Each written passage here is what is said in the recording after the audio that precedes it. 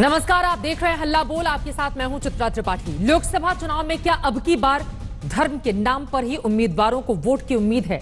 सवाल इसलिए क्योंकि अब ऐसी तस्वीरें और बयान सामने आने लगे हैं जिसमें प्रत्याशी धर्म और शास्त्रों के बहाने मतदाताओं को वोट का ज्ञान देने में लगे हुए हैं। ताजा मामला है मेनका गांधी और साक्षी महाराज से जुड़ा हुआ, जहां एक ओर वर्ग विशेष को डराया जा रहा है तो वहीं दूसरी ओर पाप पुण्य की भी दी जा रही है धमकी। कम से कम 1000 करोड़ रुपए बांटे होंगे केवल मुसलमानों के संस्थाओं की। महासमर 2019 की पहली परीक्षा तो खत्म हो गई, लेकिन अभी 6 दौर का रण बाकी है। सत्ता के लिए जीत जरूरी है और जीत के लिए सियासी दौड़ के सारे हथकंडे अपनाए जा रहे हैं, फिर चाहे वह धर्म का ही क्यों ना हो, फिर चाहे वो किसी भी दल का नेता क्यों ना हो। ताजा मामला केंद्रीय मंत्री और सुल्तानपुर से बीजेपी उम्मीदवार मेनका गांधी का है, जिन पर आरोप है कि उन्होंने सुल्तानपुर की एक नुक्कड़ सभा में मुस्लिम वोटरों को वोट के लिए धमकाया।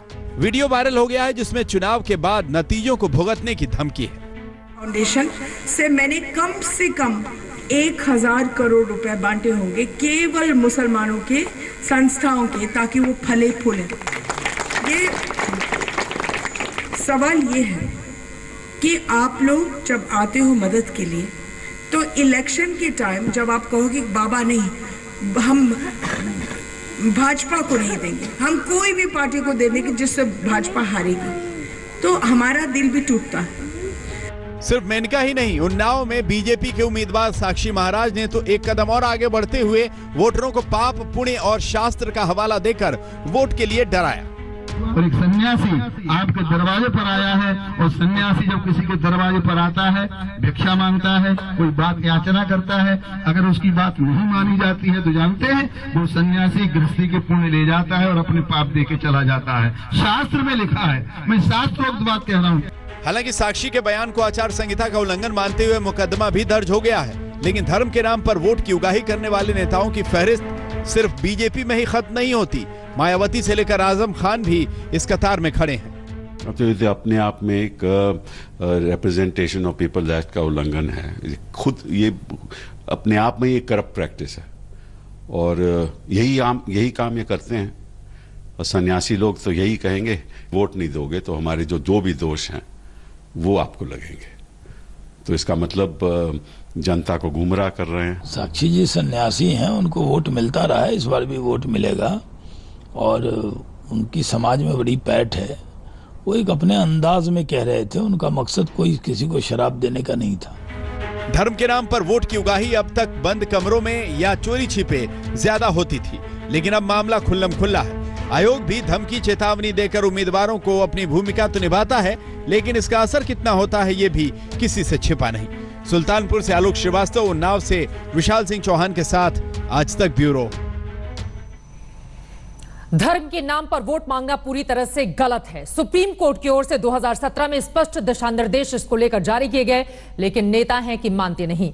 अब की बार क्या धर्म ही करेगा बेड़ा पार? इस मुद्दे पर चर्चा की शुरुआत करेंगे। तमाम खास मेहमान इस वक्त हमारे साथ जुड़ चुके हैं, जिनका जल्दी से परिचय आपसे करवा देती हूं। भारतीय जनता पार्टी के राष्ट्रीय प्रवक्ता शहनवाज हुसैन साहब हमारे साथ मौजूद है। कांग्रेस पार्टी की ओर से राजीव त्यागी हमारे साथ जुड़ चुके हैं। जेडीयू के नेता राजीव रंजन हमारे साथ मौजूद हैं।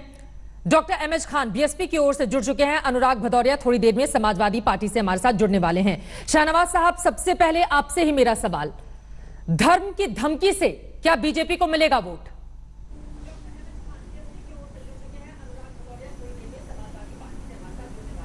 नहीं, हमने धर्म की धमकी कहीं से नहीं दी है। हम ये मानते हैं, हम लोग तो सबका साथ सबके विकास वाले लोग हैं। हमने सरकार में रहते सबकी चिंता की है। और जहाँ तक सवाल है कि मायावती जी ने ये शुरुआत की, वो मुसलमानों को कह रही हैं इकट्ठे हो जाओ, वोट मत बांटो। अपने नेताओं को हिंदू सुना है और ना मुसलमान के नाम पर सियासत उन्होंने कही है, तो योगी जी ने सिर्फ उसको रिस्पॉन्ड किया। जी जी मैंने सुना है, अभी भी आपने सुना है चित्रा जी, उसको भी सुना है। इसलिए मैं इस पे कह दूं कि भारतीय जनता पार्टी समाज के 132 करोड़ लोगों की चिंता करती है। और हमारे पास तो जब पिछली बार भी लोकसभा के चुनाव में हमें जिन्होंने वोट दिया हमने उनके लिए भी काम किया, और जिन्होंने वोट नहीं दिया हमने उनके लिए भी काम किया। क्योंकि लोकतंत्र में सिर्फ मुसलमान नहीं, कई जाति के ऐसे लोग होते हैं जो एक दूसरे उम्मीदवार को वोट देते हैं और नहीं ये देते बातें हैं। अपने बाकी के इसलिए नेताओं अगर को कोई वोट समझाइए न दे तो शहनवाज पूरी हुसैन। जाति या समाज को देखकर हम निर्णय नहीं करते। हम जी। सबको एक नजर से हम देखने का काम करते हैं और ये मानकर चलते हैं। देखिए, मैं सांसद रहा हूं, कभी भी जब भी हम चुनाव में गए तो कोई 90% वोट तो नहीं मिलता। जी। बहुत सी ट्रिंगुलर फाइट में जब मैं पहली बार किशनगंज से जीता तो मेरे विरोध में 2,30,000 वोट मिले। अब मुझे 2,38,000 मिले, तो क्या मैंने 5-7 लाख लोगों को छोड़ दिया? नहीं। जो यही सांसद सवाल तो होता आपको है, मेनका विधायक गांधी होता और है, साक्षी महाराज को मुख्यमंत्री होता समझाना है, चाहिए ना। प्रधानमंत्री होता है, आपके नेताओं की लंबी वो फहरिस्त जो है लोग शहनवाज वोट जी, देते हैं उसकी भी चिंता करते ठीक हैं। है, उन सबका एक जो एक करके ने- मैं आपसे जवाब जी, दूंगी, मैं- लेकिन राजीव त्यागी वो सबकी चिंता करते हैं। ठीक है, और जहाँ तक शहनवाज साक्षी हुसैन महाराज कह जी रहे का हैं कि सवाल- सबका साथ, सवाल सबका है, वो एक विकास। संत हैं, उन्होंने बीजेपी एक बस इसी पर रेफरेंस भरोसा में ये बात करती कही है। है। राजीव त्यागी,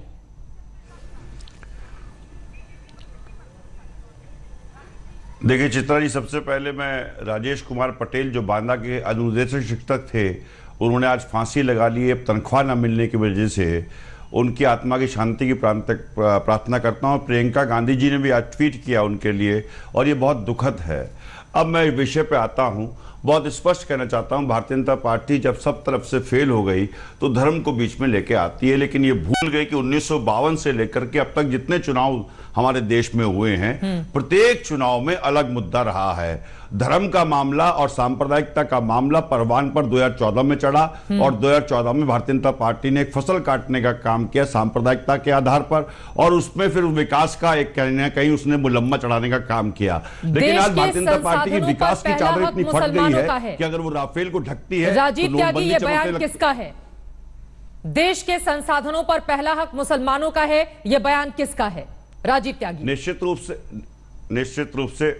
निश्चित रूप से एक बात बहुत स्पष्ट कर देता हूं कि उस बयान को भी, जिस बयान की आप बात कर रहे हैं, वो 2014 से पहले का बयान था, और हमारे हारने के कुछ कारणों में से हो सकता है वो बयान भी रहा हो। बहुत स्पष्ट मैं कह देता हूं। बड़ी बातें आप कह रहे हैं। मतलब पूर्व प्रधानमंत्री डॉक्टर मनमोहन सिंह, जिन्होंने लाल किले की प्राचीर से कहा था कि देश के संसाधनों पर पहला हक मुसलमानों का है, राजीव त्यागी कह रहे हैं कि दरअसल कांग्रेस पार्टी की हार में उस बयान का भी एक बड़ा रोल रहा है। मतलब आप इस बात को गलत मान रहे हैं कि मनमोहन सिंह ने जो बयानी की थी उसके कारण कांग्रेस पार्टी को हार के रूप में अंजाम भुगतना पड़ा। बहुत स्पष्ट। देखिए, सुनिए चित्रा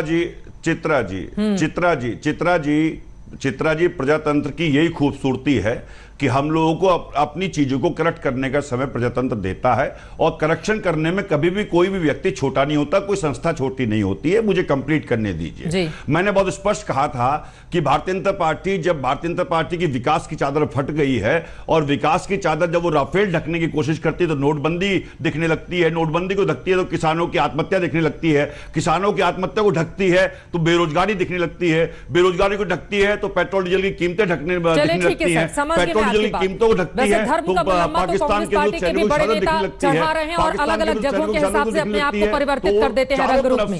ठीक है सर, ठीक है। लेकिन जल्दी से शहनवाज हुसैन जी, एक कमेंट आपका मैं लूंगी, उसके बाद अनुराग भदौरिया भी हमारे साथ समाजवादी पार्टी से जुड़ चुके हैं। शहनवाज हुसैन जी, राजीव त्यागी इस बात को मान रहे हैं कि मनमोहन सिंह ने जो बातें 2013-14 के दौरान 2013 में कही थी, उसके कारण भी कांग्रेस पार्टी को हार मिली। मतलब ये तो अपनी नेक नियति दिखा रहे हैं कि देखिए कितनी ईमानदार है कांग्रेस पार्टी। वो इस बात का एहसास कर रही है कि 2014 में हमारी हार का एक बड़ा कारण वो था। नहीं,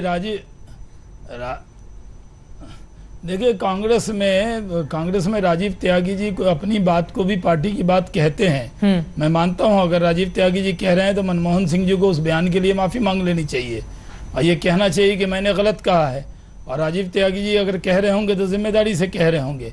मैं मानता हूं कि आजकल तो कांग्रेस मुसलमानों को चिमटे से भी नहीं छू रही है। कांग्रेस की दिक्कत यह है कि जब चुनाव आता है तो कांग्रेस इन बयानों से अपने आप को अलग कर लेती है, और कांग्रेस के ही एक मिनट राजीव जी, और कांग्रेस के ही सहयोगी दल के नेता हैं फारूक अब्दुल्ला, वो सीधा सीधे सेना के जो हमला हुआ उस पर भी कहते हैं कि वो गलत हुआ। सीआरपी के बारे में बोलते हैं, नरेंद्र मोदी जी के बारे में बोलते हैं, देश से अलग होने के बारे में बोलते हैं। क्या उन बयानों से भी अपने आप को अलग करेंगे राजीव त्यागी जी? जो आज इनके सहयोगी दल के नेता बोल रहे हैं, बिल्कुल। जिस तरह की भाषा आज कांग्रेस के नेता मैं बोल जवाब रहे हैं, देता हूं उसका बहुत राजीव त्यागी जी ने तो सही है कि मैं जवाब अपने देना तौर चाहूंगा पर चित्रा जी। उस बयान से अलग कर लिया है, और हिंदुस्तान के शहनवाज मुसलमानों जी, को भी लगता है कि अब शहनवाज कांग्रेस जी, नहीं, और राजीव शहनवाज जी, त्यागी का आपकी बयान बात का इसलिए भी 15 अहम हो सेकंड में जाता है जवाब क्योंकि देता हूं। वायनाड से भी चुनाव ऐसे लड़ भी रहे हैं राहुल गांधी। मुस्लिम जल्दी भाइयों की से फिक्र जवाब नहीं ले है। लेती हूँ, राजीव त्यागी बताइए। बहुत स्पष्ट जवाब दे देता हूं। मनमोहन सिंह जी की बात पे अगर आप इतने ज्यादा उद्वेलित हो रहे हैं तो बहुत स्पष्ट कह दूं, मनमोहन सिंह साहब भी एक गरीब परिवार से थे, लेकिन गरीबी को कभी वो सामने लेकर के नहीं आए। मनमोहन सिंह साहब ने अल्पमत की सरकार चलाने का काम किया, लेकिन मनमोहन सिंह साहब ने लोगों को अधिकार दिए, राइट टू फूड से लेकर, मनरेगा से लेकर, उचित मुआवजे के अधिकार से लेकर के, वनवासी अधिकार नियम से लेकर के, राइट टू इंफॉर्मेशन तक अनेक अधिकार देने का काम किया। मनमोहन सिंह साहब ने कभी अपनी गरीबी पे वोट नहीं मांगा। मनमोहन सिंह साहब ने आर्थिक उदारीकरण करने का काम किया। मैं बहुत स्पष्ट कहना चाहता हूं, क्या आप अपने बयानों पे माफी मांगेंगे पाकिस्तान भेजने वाले बयानों पे जो गिरिराज सिंह कहते हैं, या प्रधानमंत्री मोदी जिस तरह के बयान दे रहे हैं? क्या प्रधानमंत्री मोदी लोगों के बाथरूम में झांकते हुए नहीं नजर आते हैं? तो ये जिस तरह की चीजें प्रधानमंत्री मोदी बोल रहे हैं वो काटने के लिए भी तैयार रहे। राजीव त्यागी जी, दरअसल आपका बयान इस लिहाज से काफी ज्यादा अहम हो जाता है क्योंकि 10 सालों तक इस देश का जो प्रधानमंत्री रहा हो, कांग्रेस का प्रवक्ता ये कह रहा है कि दरअसल उन्होंने जो बयान दिया था वो गलत है।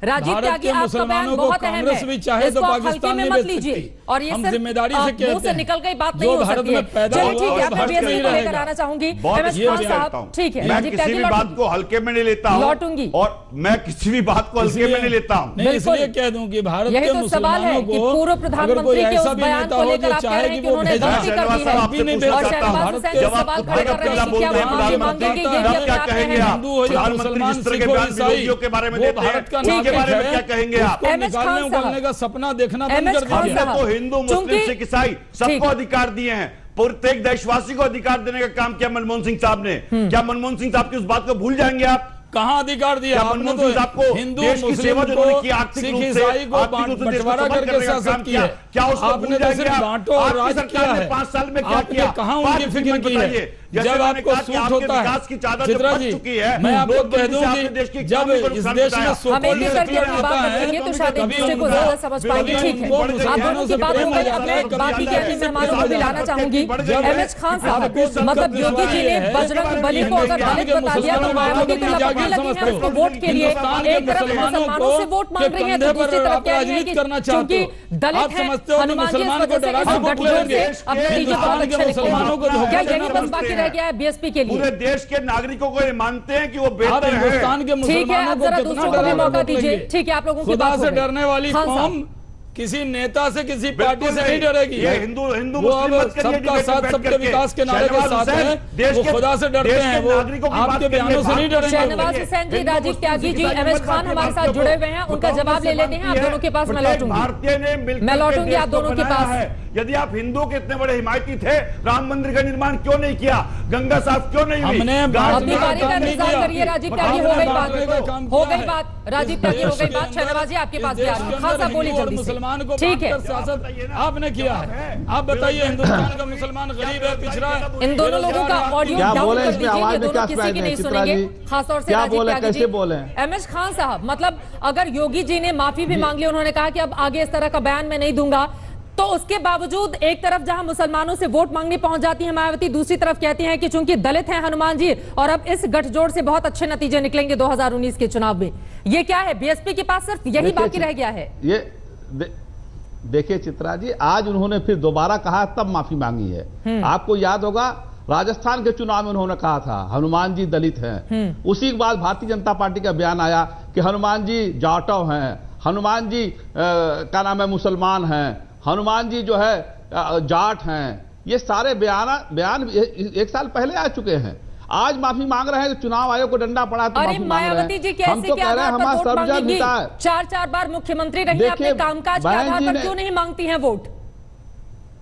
वोट इसी आधार पर मांगा जा रहा है। जो सत्ता में सरकार है उससे बताए कि 15-15 लाख रुपया कहाँ है, बताए कि काला धन कहाँ है, बताए कि नौकरियां 2 करोड़ कहाँ है। ये तो जवाब, इस जो सवाल का जवाब दिया जा रहा है कि ये जुमलेबाज पार्टी जो है, इसको सत्ता से हटाने के लिए सारे लोग, जो लोग इनसे धोखा खाए हुए। आज साक्षी महाराज क्या कह रहे हैं? साक्षी महाराज कह रहे हैं कि जो हमको वोट नहीं देगा वो अपना पाप उस पर डाल दूंगा। आप बताइए, इसका मतलब वो खुद ही पापी हैं। उनका एक इंटर कॉलेज है, उसकी प्रिंसिपल ने बलात्कार का आरोप लगा के मुकदमा कायम कराया साक्षी महाराज के ऊपर। और उन्नाव जिले में ही इनके भारतीय जनता पार्टी का एक एमएलए रेप में केस में जेल में है, आज भी इसको पार्टी से निकाला गया। ये क्या चरित्र और क्या चेहरा इनका है, किस पे वोट मांगने जा रहे हैं? यही चाल चरित्र और चेहरा है शहनवाज हुसैन जी का बीजेपी का। ये देखिए, हमेशा योगी आदित्यनाथ जी कभी भी विकास की बात नहीं करते हैं, कभी हनुमान जी, कभी सर यही सवाल तो मैं आपसे कह रही हूँ। की बात 2007 में पूर्ण बहुमत से आपने सरकार बनाई थी यूपी में, आप कहिए कि हमने इतना काम किया है, बीएसपी को वोट दो। आप भी तो वही कर रहे हैं जो बाकी पार्टियां कर रही हैं, तो बीएसपी बाकियों से अलग कैसे हुई? हम बैठे हैं, बीएसपी बाकियों से अलग कैसे हुई? है कि आज का दफ्तर जो है, इस पर हम आज बैठे हुए हैं, जहां बैठे हुए हैं। जवाब ले लेते हैं शहनवाज जी जल्दी से, ठीक है।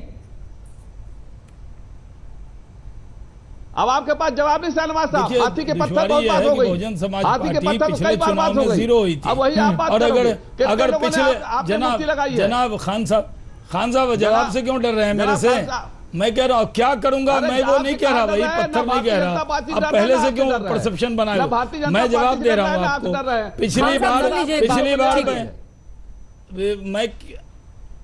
मैं और हम तो सिर्फ खुदा से डरते हैं, देश में किसी नेता से नहीं डरते, बता दें आपको। तो कर चुके आप हम तो खुदा से डरने वाले लोग हैं।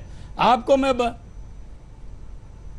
हाँ बिल्कुल, मैं जवाब दे दूं वाले लोग हैं, खान साहब बुजुर्ग मुसलमान करने वाले लोग हैं, आप बैकवर्ड प्रकाश करने वाले लोग हैं, आप जो है बांटने वाले लोग हैं। आप बोलने नहीं दूंगा मैं फिर आपको भी। मैं आप क्या जानते हैं, मैं सवालों का जवाब रखता हूँ, जिस भाषा में बोलेंगे उसी भाषा में जवाब दूंगा।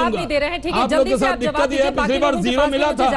हाँ, पिछली बार 0 मिला था बहुजन समाज पार्टी को, इस बार वही मिलेगा 0। जो पार्टी पिछले चुनाव में 0 लाई थी वो इतना बढ़ चढ़ कर बात कर रही है, कितना साइकिल पर बैठ जाइए, कुछ होने वाला नहीं है। क्योंकि उत्तर प्रदेश के अंदर तो फिर आपका खेल वही होगा।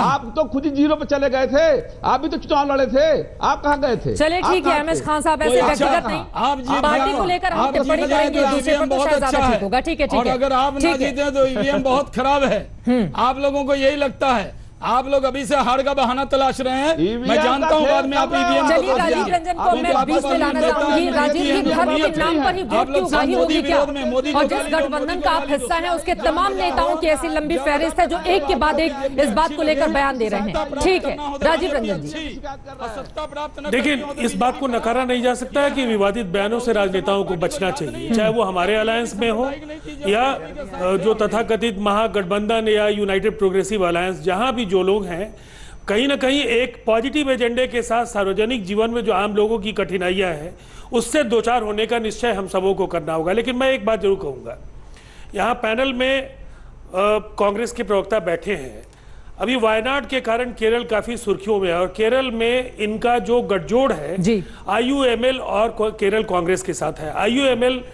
नाम से स्पष्ट है कि किन की पार्टी है और केरल कांग्रेस वहां क्रिश्चियंस की हिमायत करने वाली पार्टी है। ये एक सांप्रदायिक गठजोड़ है और वहां लेफ्ट फ्रंट के खिलाफ इस गठजोड़ के साथ लंबा रिश्ता कांग्रेस के नेताओं का रहा है। शासन में भी वो साझेदारी करते रहे। गुजरात में बाजाबता क्षत्रिय, हरिजन, आदिवासी, मुसलमान, ये खाम इनका आधिकारिक समीकरण था और उसके आधार पर ये वहां की सियासत को लंबे समय तक चलाते रहे हैं। भागलपुर दंगा बिहार भुक्तभोगी है, इनके शासनकाल में हुआ और जिस तरह से उस शासनकाल के उस भागलपुर कांड का सबसे बड़ा आरोपी इनके तुरंत बाद राजद ये जनता दल की सरकार लालू जी के कार्यकाल में बनी और वहां उसके मुख्य अभियुक्त को सोने का ये चांदी का बाजाबता उसको मुकुट पहनाया गया लालू जी की उपस्थिति में समारोह में।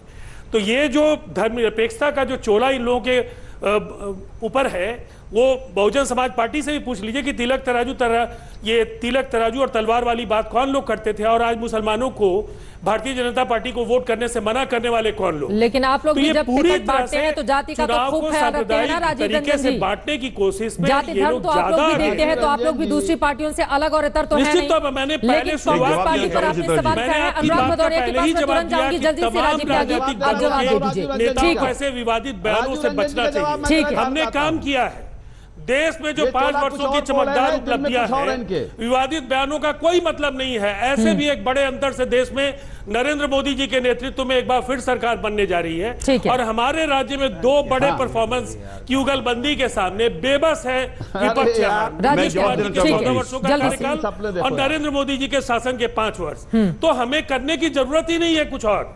राजीव त्यागी।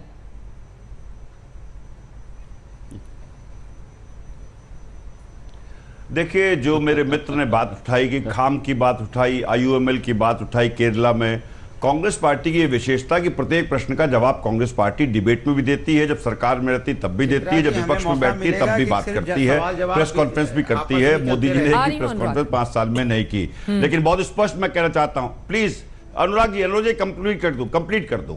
मेरे मित्र, प्रजातंत्र की खूबसूरती इसी में है कि हम प्रत्येक जाति, प्रत्येक धर्म, प्रत्येक संप्रदाय, 128 तरह की भाषा बोलने वाले, 8 तरह के धर्म मानने वाले, 1600 डायलेक्ट वाले देश में प्रत्येक जाति धर्म के लोगों को साथ लेकर के चलें और निश्चित रूप से सबको प्रजातंत्र में समाहित करें और उनको उनका हिस्सा देने का काम करें। वो कांग्रेस पार्टी करती है। कांग्रेस पार्टी वो गुलदस्ता है जिसमें प्रत्येक भांति भांति के फूल है। लेकिन एक बात पूछना चाहता हूं आपसे, आप ये कहते हैं कि जातीय धर्म की राजनीति नहीं होनी चाहिए, तो भारतीय जनता पार्टी के गिरिराज सिंह के साथ आप क्यों खड़े हो जाते हैं? गठबंधन वो भी चुनाव के साथ लड़ रहे हैं। भारतीय जनता पार्टी जो सांप्रदायिकता करती है या अन्य और दल सांप्रदायिकता करते हैं जो आपके एलाइज हैं, अकालीस के बारे में आप क्या कहेंगे, उसके बारे में बता दीजिए। तीसरी बात चित्रा जी, बहुत विशेष रूप से मैं कहना चाहता हूं आईयूएमएल के बारे में। आईयूएमएल ये इंडियन यूनियन मुस्लिम लीग है, भारतीय पार्टी है। भारतीय पार्टी में निश्चित रूप से कोई भी पार्टी, एक मिनट में कंप्लीट कर दूं प्लीज, कंप्लीट कर दूं। बहुत इस पर कहता हूं, क्या मुसलमान होना, क्या सिख होना, क्या ईसाई होना, क्या बौद्ध होना, क्या जैन होना देश में गुनाह है? मैं नहीं मानता कि देश में गुनाह है। 130 करोड़ भारतीयों ने मिलकर के देश को बनाया है, देश को आगे बढ़ाया है, प्रत्येक भारतीय का योगदान है। आप ये कहने लगे कि सरकार राजीव, ठीक है, मैं समझ गया। राजीव त्यागी इसलिए नजर आते हैं क्योंकि एंटनी कमेटी की रिपोर्ट ने ये साफ कर दिया था 2014 के हार के बाद, ठीक है राजीव त्यागी, कि कांग्रेस अगर हारी है तो मुस्लिम तुष्टीकरण एक बहुत बड़ा कारण है। ठीक है राजीव त्यागी, माफ करने की बात समझ गई। इसलिए आप चित्रा बात जी, पे हैं। मतलब आप मुझे लग रहा है बात कि अपनी पे पुरानी और गलतियों से नौजवानों को सीख लिया है और इस रोजगार वजह से इतनी कांग्रेस मीठी करती बातें है, राजीव त्यागी कर रहे हैं। समझ गई। अनुराग भदौरिया, मैं आपको लेकर आना चाहूंगी। देखिए, यहाँ पर जाति धर्म की बात हो रही है और सुप्रीम कोर्ट की ओर से एक बार फिर से मैं दर्शकों को बता दूं कि धर्म या फिर जाति के नाम पर वोट मांगने को पूरी तरह से गलत बताया गया है और यहां तक प्रावधान किए गए हैं कि अगर उम्मीदवार ऐसा करता है तो फिर उसके नामांकन को खारिज भी किया जा सकता है। लेकिन अनुराग भदौरिया, जाति धर्म की राजनीति सब लोग कर रहे हैं और आप जिस गठबंधन के साथ है, मायावती जी तो खुलेआम, अखिलेश यादव हो, बड़े बड़े आपके नेता हो, सबके सामने मन से कहते हैं कि गठबंधन को वोट दीजिए, कांग्रेस को मत दीजिए वरना बढ़ जाएगा। लेकिन एमवाई समीकरण, मुस्लिम यादव की राजनीति तो आपकी ही पार्टी करती है, तो आप भी तो वैसे ही है, दूसरी पार्टियां जैसी वैसे समाजवादी पार्टी। क्या इसी के आधार पर वोट मांगे जाएंगे और ऐसे ही चलता रहेगा इस देश में? अनुराग, ये तो चित्रा जी आपकी सोच हो सकती है कि एमवाई का गठबंधन है। शायद हमने एक्सप्रेसवे बनाया तो उसमें क्या एमवाई चलते हैं और लोग नहीं चलते क्या? उसमें क्या पटरी अलग बनी है? यादव चलेगा, मुस्लिम चलेगा और उसमें पंडित, ठाकुर और दलित और बिरादरी के लोग नहीं चलेंगे क्या? मेट्रो हमने बनाई है तो मेट्रो में क्या एमवाई चलते हैं? मेट्रो में और लोग नहीं चलते क्या? जी, हमने समाजवादी पेंशन दी तो क्या सोच के दी थी? हमने लैपटॉप बांटा था, सोच के बांटा था। 100 डायल 2014 में आपके जितने सांसद जीत कर आए हैं उनका टाइटल देख लीजिए। सुरक्षा के 1090 2014 में आपके जितने सांसद जीत कर आए हैं, देख लीजिए कि वो किस जाति से हैं। पूछ रही थी क्या आपको जवाब मिल जाएगा। 2012 के बाद हमने अनुराग विकास किया, भदौरिया, गिना रहा हूँ, ठीक उसी है। विकास पे मैं वोट मांगता हूँ और चिल्ला चिल्ला के वोट मांगता हूँ। भारतीय जनता पार्टी की तरह नहीं है 5 साल सरकार के बाद आप विकास नहीं गिना पा रहे हो। मैं विकास गिनाता हूँ कि 52 डिस्ट्रिक्ट को हमने 4 लाइन सड़क से जोड़ा है, इस पे वोट मांगता हूँ। मैं मांगता हूं वृद्धा पेंशन दी, उस पे वोट मांगता हूं। मैं किसानों को हमने कर्जा माफ किया, उनकी इनकम बढ़ाई, हम उस पे वोट मांगते हैं। और हम ये भी बता दें, हमारे रथ में तो अली, बजरंगबली, जनता का आशीर्वाद और हमारे साथ विकास, ये हमारे रथ में बैठा है। उनके रथ पे कौन बैठा है? जात धर्म नफरत। बीजेपी के रथ पे सवार है तो बीजेपी का रथ तो पहले ही, अब आप देखो, पहले ही फेज में गिर गया। उसके ये सब खुल गए। नफरत का जो आपका ये बग्गी होती है, तांगा, कितने दिन तक चलेगा आपका ये रथ? एक दिन में नहीं चला, पहले फेज में गिर गया तो दूसरे फेज में क्या जाएंगे, तीसरे में क्या जाएंगे। ठीक है। अब तो इनको चिंतन करने का समय है। 5 साल इनको मौका मिलेगा भारतीय जनता पार्टी को कि आपने देश के अंदर में जो नफरत फैलाई, देश के अंदर में भाईचारा खत्म करने की कोशिश की, गरीबों को और गरीब कर दिया, अमीरों को और अमीर कर दिया, किसानों को आपने आत्महत्या करने पे मजबूर कर दिया, महिलाओं के आप आबरू बचा नहीं पाए, इसकी सजा आपको दी है, आपको जनता ने दी है। तो 5 साल तक मनन करना, दोबारा शायद कोशिश करना, तो आपको मौका मिल जाए कहीं, नहीं तो दोबारा जनता आपको माफ नहीं करेगी, क्योंकि जनता 5 साल के वोट पे आपसे इलेक्शन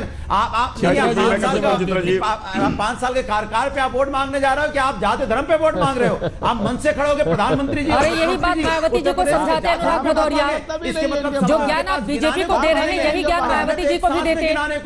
ठीक है, काम गिना दीजिए। मतलब आपने मायावती जी से कहा ना कि धर्म के आधार पर वोट नहीं मांगे। शौचालय उज्ज्वला योजना वो जो आप 1000 रुपए का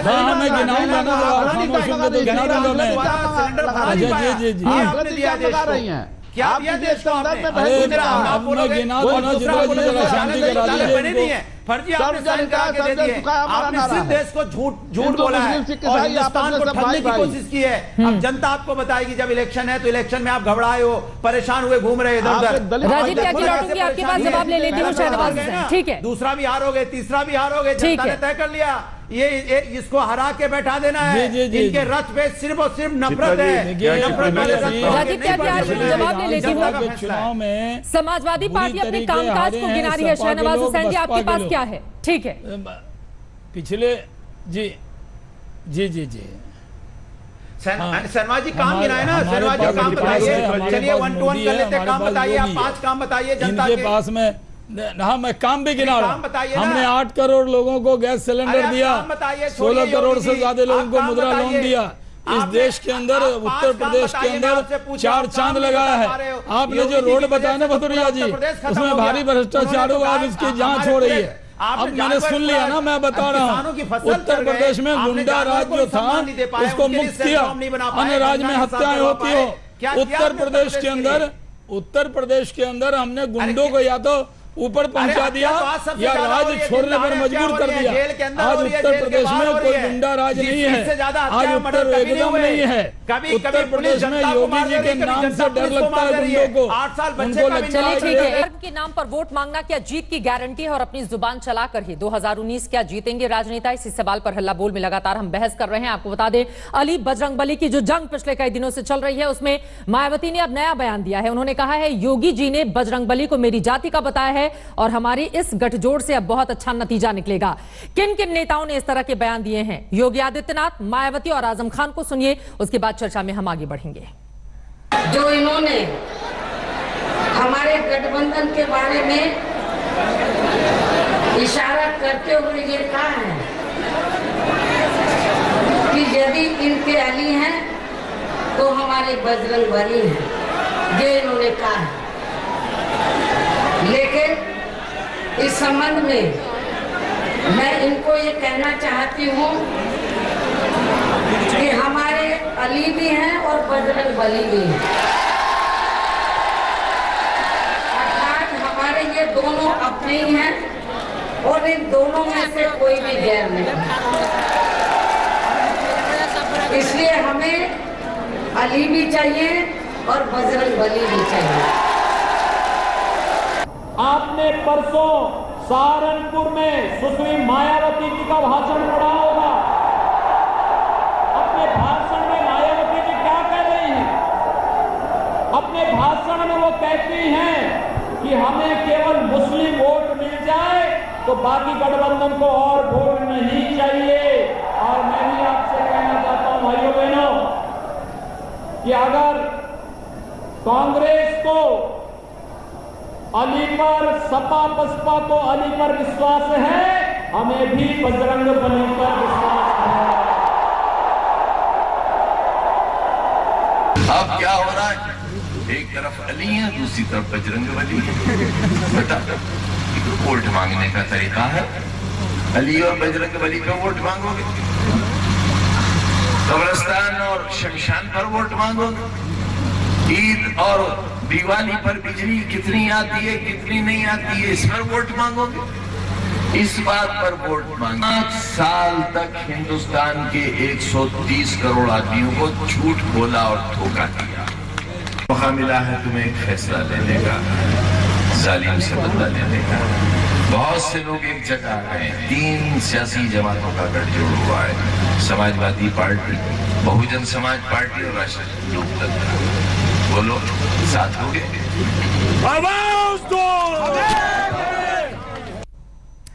विवादास्पद बयानों की लंबी फहरिस्त है। इसमें नया नाम मेनका गांधी और बीजेपी के सांसद का भी जुड़ चुका है, साक्षी महाराज, जिन्होंने बकायदा एक रैली करते हुए यह कह दिया कि सन्यासी पुण्य लेकर चला जाता है, पाप देकर जाता है। अब सवाल यह है कि धर्म की धमकी देकर बीजेपी के नेता जीतेंगे वोट। लेकिन उसके पहले आपसे शहनवाज हुसैन जी, मेरा यह सवाल, चलिए कम से कम मायावती ये तो कह रही हैं कि बजरंगबली भी मेरे, अली भी मेरे। बीजेपी के नेता तो कहते ही नहीं है, उनको अली से क्या दिक्कत है?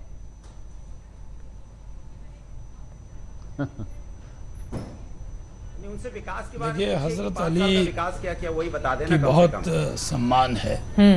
और जी, अरे भदौरिया जी, क्या हुआ आपको? मैं कह रहा हूं कि हम सबका सम्मान करते हैं। आपने अभी योगी जी की बाइट सुना, बड़े भाई हैं, उसमें उन्होंने कहा कि आपको अली पे पूछ रहा हूँ कि 5 साल काम बता दीजिए, 5 साल जो काम किया जनता जानना चाहती है, बस इतनी सी बात है। जी, मैं जवाब भदौरिया जी, मैं वो बात कह रहा हूँ कि हिंदू होने के नाते वो बजरंगबली की पूजा करते हैं, और उन्होंने यही तो कहा कि मुझे बजरंगबली पर कोई बात मत बताइए, खाली विकास काम गिनाइए, थोड़ी और सब बातें। इलेक्शन में जनता आपसे पूछ रही है आपने 5 साल में क्या किया, मायावती जी ने तो सीधे कहा मुसलमानों एक हो जाओ। और मायावती जी हो, मायावती जी हो, ममता जी हो, जब बीजेपी के साथ जुड़ते हैं तो बीजेपी सांप्रदायिक नहीं है, और जब बीजेपी से अलग हो जाते हैं तो बीजेपी सांप्रदायिक हो जाती है, बीजेपी बजरंगबली वाली हो जाती है। यानी मीठा मीठा गप गप, तीता तीता थू थू। आज चंद्रबाबू नायडू हो या ममता बनर्जी हो या मायावती जी हो, ये लोग जब इनको सत्ता की मलाई चाहिए ना तो बीजेपी बहुत अच्छी है, और सत्ता की मलाई नहीं चाहिए। जब अलग हो जाएंगे तो बीजेपी फुल्का बरस, सांप्रदायिक, संघ के खिलाफ बोलेंगे, बीजेपी के खिलाफ बोलेंगे, और जब बीजेपी के साथ रहेंगे तो बड़े सेकुलर होंगे। मायावती जी, अगर बीजेपी के नेता इसी तरह से कहते रहे उनके बजरंगबली हमारे जो समझ रहे हैं ना बिहार में आपके लिए, यानी कि जेडीयू के लिए मुश्किलें हो जाएंगी। ठीक है शहनवाज जी, अनुराग लौटूंगी, राजीव रंजन जी। जब आपको बीजेपी के साथ सत्ता की मलाई चाहिए तो बीजेपी सेकुलर हो जाएगी। मायावती जी नहीं रही बीजेपी के साथ। मैं लौट रही हूँ राजीव। मायावती जी बीजेपी के साथ नहीं रही क्या? बताइए, देश जानना चाहता है, बोलिए। योगी जी से कहलवाइए। अरे सर, काम गिनाइए, आपसे बार-बार काम पूछा जा रहा है, आप इधर-उधर की बातें कर रहे हैं। आपने 3.5 साल मैं कह रहा हूँ हिंदू भाई मानते हैं वो भी हमारे, जिनको मुस्लिम भाई मानते हैं वो भी हमारे। तो कह रहा हूँ झूठ बोलने के, मैं तो कह रहा हूँ ना खान साहब, झूठ जुमले में देश को कैसे हम तो कह रहे हैं कि अली हो या मजहब के लोग सम्मान करते हैं, क्या दिक्कत है? मुझे लग रहा है एक एक करके अगर उनकी बात रखेंगे तो शायद एक दूसरे को ज्यादा अच्छे तरीके से समझ पाएंगे। सवाल मैंने राजीव रंजन जी से पूछा था, उन्हें बीच में ले आइए। ठीक है, जल्दी से राजीव रंजन की बात हो जाए, उसके बाद अनुराग मैं फौरन आती हूँ आपके पास। अब आप लगातार बोलना बंद कीजिए। जल्दी से राजीव शासन में रहिए। सबसे पहली बात तो यह कि बिहार की जनता नीतीश कुमार जी को पहचानती है। नेशनल एजेंडा ऑन गवर्नेंस में भी हमने अपनी प्राथमिकताओं का ख्याल रखने के लिए भारतीय जनता पार्टी को राजी किया, और आज भी बिहार में कब्रिस्तानों की घेराबंदी हो या सांप्रदायिक सद्भावना के लिए नीतीश कुमार जी का शासन एक रोल मॉडल है पूरे देश में। हम किसी भी अलायंस में रहे हो, जनता चाहे हिंदू हो या मुसलमान, सिख हो या ईसाई हो, विकास सब पर सबका बराबर का अधिकार है, और न्याय के साथ विकास का जो मॉडल है नहीं, ये अली बजरंगबली जो आपके सहयोगी का टेक है, इस पर जेडीयू क्या सोच रही है? गठबंधनों की अगुवाई करते समय जनता ने नीतीश कुमार जी को बराबर अपना आशीर्वाद दिया, और इसीलिए इस बार जो कुछ भी तस्वीर बनाने की कोशिश मायावती जी करेंगी या अनुराग भदौरिया की पार्टी करेगी या आरजेडी या कांग्रेस के लोग चीखते चिल्लाते रह जाएंगे, बिहार की जनता पर कोई असर नहीं है। पहले चरण की 4 जीत चुके हैं और आने वाले 6 चरणों की 36 सीटें और जीतेंगे। अनुराग भदौरिया, मुझे लग रहा है आपकी बारी जब आए तब आप अपनी बात को रखेंगे तो ज्यादा बेहतर होगा। आप बताने को नहीं तैयार हैं कि आपने कौन सा विकास किया देश में। ठीक है, अरे आपसे क्या बताना है, आपको मथुरा याद है जिसमें एक एसपी की बलि चढ़ गई थी। आपने मायावती जी के साथ कैसा काम किया था ये आपको याद है। आपका जो अराजक चरित्र है वो उत्तर प्रदेश की जनता भूल जाएगी, वहां के दलित भूल जाएंगे जो मायावती जी को जिस तरह से आपने उत्पीड़न का शिकार बनाया। वो भी याद नहीं है किस तरह की बात करते हैं भारतीय जनता पार्टी का? दलितों के साथ गोलियां मारती विवेक तिवारी को लखनऊ के अंदर में रात में, वो भी आपको याद नहीं। रोज यहाँ मर्डर हो रहे, वो भी आपको याद नहीं। दिल्ली में मुझे लग रहा है एक एक करके हम अपनी बात रखें तो शायद एक दूसरे को ज्यादा बेहतर समझ पाएंगे। अनुराग भदौरिया, चूंकि अब आपने तय ही कर लिया है कि पूरे डिबेट को आप हाईजैक कर लेंगे, तो मेरा एक सवाल सुन लीजिए। ये नारा सुना तो होगा ना आपने, चढ़ गुंडन की छाती पर मोहर लगाओ हाथी पर। ये नारा किसके लिए था? किसके लिए था? किस पार्टी के लिए था? किस नेता के लिए था? आप ये मान लीजिए, मैं आपको बता दूं, सामाजिक, मैं बता रहा हूं ना, सुन लीजिए। मुझे बड़ा आश्चर्य होता है कि भारतीय जनता पार्टी को अपने 5 साल का काम गिनाना नहीं आ रहा। आपसे सवाल क्या पूछा जा रहा है, आप कहां जा रहे हैं? कौन सा काम आपने 5 साल में किया है? अनुराग भदौरिया, आपसे सवाल जो पूछा जा रहा है आप उसका जवाब करते टाइम राष्ट्र का ध्यान रखिए। वो बताइए, अब राष्ट्र को बचाने की लड़ाई है, क्योंकि राष्ट्र को अगर किसी ने धोखा दिया है तो भारतीय जनता पार्टी ने दिया है। राष्ट्र मतलब किसान को धोखा दिया, युवाओं को। अनुराग भदौरिया, राष्ट्र को बचाने का सवाल नहीं, आपको अस्तित्व का सवाल है। कभी नहीं हुआ। अनुराग भदौरिया, राष्ट्र को बचाने का सवाल नहीं, आपको अस्तित्व का सवाल है। अपना काम नहीं गिना पा रहे चित्रा जी। नहीं, अब जब आपने तय ही कर लिया है तो आपको जवाब देना चाहिए अनुराग भदौरिया। ये बहुत गलत बात है। आपसे जो सवाल पूछा जा रहा है आप उसका जवाब देने के लिए तैयार नहीं है। काम गिनाइए। हाँ, मैं तो अपने राजीव त्यागी के पास मैं बहुत देर से नहीं गई हूँ, लेकिन उसके पहले एमएस खान साहब, आप चूंकि बहुत अलग अलग नारे कर रहे हैं और अलग अलग रैलियों में मुसलमानों को रिझाने में की कोशिश जारी है, तो एक जल्दी से आपसे मैं जवाब ले लेती हूँ। खान साहब, ठीक है, देखिए खान साहब, चूंकि अपनी सहूलियत के हिसाब से और 2014 में जो आपका बुरा हाल उत्तर प्रदेश में हुआ था उसको देखते हुए साइकिल की सवारी हाथी ने कर ली है, लेकिन आपके भी तो नारे बदलते रहे हैं ना। तिलक तराजू और तलवार, एक बार ये नारा लगा, एक बार चढ़ गुंडन की छाती पर, उन्हीं गुंडन के साथ आपका गठजोड़ हो गया। तो आपकी बात पर भी यूपी की जनता भरोसा कैसे करे? एमएच खान साहब, देखिए ये नारा हमारा नहीं था, ये भारतीय जनता पार्टी का नारा था। क्या बात कर रहे हैं खान साहब? भारतीय जनता पार्टी का नारा था, हमारा नारा नहीं था। हमारे किसी नेता के मुंह सुना, बताइए, बाइट दिखाइए। अभी योगी आदित्यनाथ की बाइट दिखाइए और हमारे नेता की बाइट दिखाइए बाइट कहाँ है? मैं अभी की बात ही नहीं कर रही हूँ ना, मैं तो आपके इतिहास की बात कर रही हूँ कि अपनी सहूलियत के हिसाब से बीएसपी ने नारे गढ़े हैं। आप अपनी बात करेंगे तो हमारी बात सुनेंगे पड़ेगी, आप अपनी बात करेंगे तो हमारी बात सुननी पड़ेगी। आपकी बात सही हो सकती है, मेरी बात गलत हो सकती है, ये ऐसा कुछ नहीं है। देखिए, आप देखिए ना, अभी ये राजीव रंजन जी बता रहे थे, राजीव रंजन जी तो हर 5 साल पर कपड़ा बदल देते हैं। ये तो 2014 में यूपीए के साथ थे, अब 2019 में आ गए बीजेपी के साथ। अबे इन तो हर साल कपड़ा बदल देते हैं। इनको मलाई खाना है, इनको सत्ता में रहना है, इनको सत्ता में बैठे रहना है, तो जहां जाना चाहेंगे वहां चले जाएंगे। इनका कुछ नहीं है। ये रामविलास पासवान तो सत्ता के लोभी हैं, इनको जहां जाना है जाएंगे। हम इसको ये काम नहीं बता पाएंगे। इनके वहां पर राष्ट्रीय अध्यक्ष इन्हें कहा भारतीय जनता पार्टी के कि बिहार में अगर भाजपा हारी तो पाकिस्तान में पटाखे फूटेंगे। ये किसके? इन्हीं के सामने तो कहा था, इन्हीं के सामने तो कहा था कि बिहार में अगर भारतीय जनता पार्टी हारी तो पाकिस्तान में पटाखे फूटेंगे। ये किसने कहा था? ये बैठे थे, सुन रहे थे, ये बड़ी तालियां बजा रहे थे, ऐसे ऐसे ताली बजा रहे थे। ये राजीव रंजन ताली बजा रहे थे। अरे वाह, अभी शाह जी आपने क्या कह दिया? अबे कमाल है। अबे गठबंधन की बात आप भी गठबंधन में हो, आप गठबंधन में नहीं हो क्या? आप गठबंधन में नहीं हो क्या? गठबंधन सभी करते हैं। हमने किया है भारतीय जनता पार्टी सांप्रदायिक पार्टी को हराने के लिए गठबंधन किया है। आपने हिंदू मुस्लिम लड़ाने के लिए गठबंधन किया है। आपके हमारे में इतना फर्क है कि हमने सौहार्द संप्रदाय बनाने के लिए गठबंधन किया है। आपने किया है हिंदू मुसलमान लड़ाने के लिए किया है, आप मुस्लिम हिंदू मुसलमान लड़ाने किया है। आप काम गिरा नहीं पा रहे हो। चलिए ठीक है, ये चर्चा लगातार जारी है। मुझे लग रहा है कि नेताओं को एक एक करके अपने बयान सामने रखने चाहिए ताकि हमारे देश की जनता जो इस वक्त आज तक देख रही है आपके बयानों को अच्छे से समझ सके, सुन सके और उसके आधार पर वोट किसको देना है इसका फैसला भी कर सके। अब की बार क्या धर्म ही करेगा बेड़ा पार, इस मुद्दे पर हल्ला बोल लगातार जारी है। तमाम खास मेहमान जुड़े हुए हैं, आखिरी 2 मिनट हमारे पास हैं, इस वजह से सबसे पहले राजीव त्यागी आपके पास आते हुए, धर्म का चोला तो आपके भी बड़े नेता पहन कर अलग अलग जगहों पर जा रहे हैं वोटरों को रिझाने के लिए, तो आप भी तो वैसे ही हैं जैसे दूसरी पार्टियां। राजीव त्यागी।